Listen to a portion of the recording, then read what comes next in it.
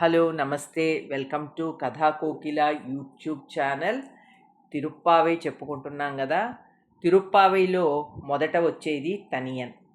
ఇది సంస్కృతంలోనూ ఉంటుంది, తమిళంలోనూ ఉంటుంది. సంస్కృతంలో దీనిని రాసిన వారు పరాశర భట్టర్, తమిళంలో దీన్ని రాసిన వారు ఉయుక్కొండార్ అనే నాథముని శిష్యులు. మొదట సంస్కృత శ్లోకం చూద్దాం. नीलातुङ्गस्तनगिरितटी सुग्धमुद्बोध्य कृष्णं पारार्ध्यं स्वं श्रुतिशतशिरः सिद्धमध्यापयन्ती स्वोच्छिष्टायां स्रजनिगलितं या बलात्कृत्य भुङ्क्ते गोदा तस्यै नम इदमिदं భూయ ఏవాస్తు భూయః.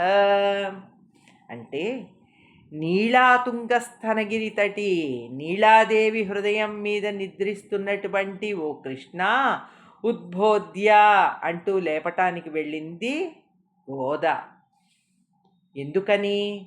శృతి శతశిరత్ సిద్ధమధ్యాపయంతి, ఉపనిషత్తుల ద్వారా చెప్పబడినటువంటి ఆ పరతత్వం యొక్క గుణాలను, వైభవాల్ని మనకి చూపించటానికి, మనమే ఆయనని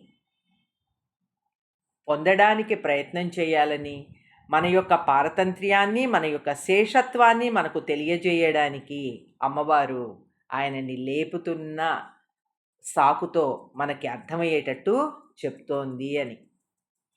ఎవరైతే తాను ధరించిన మాలలను భగవంతునికి అర్పించి సూడికొడుతనాచ్యార్ అని ప్రసిద్ధి చెందారో ఆ గోదాదేవికి నా నమస్కారం అంటున్నారు.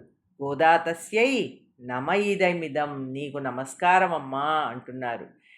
ఎవరైతే ఉచ్చిష్టాయాం సృజనిగళితం, ఎవరైతే తాను ధరించి విడిచిపెట్టిన మాలల్ని ఆ రంగనాథునికి అర్పించారో ఆ యొక్క గోదాదేవి నీకు నమస్కారమమ్మా అని తనియన్లో పరాశర భట్టర్ నమస్కారం చేస్తున్నారు.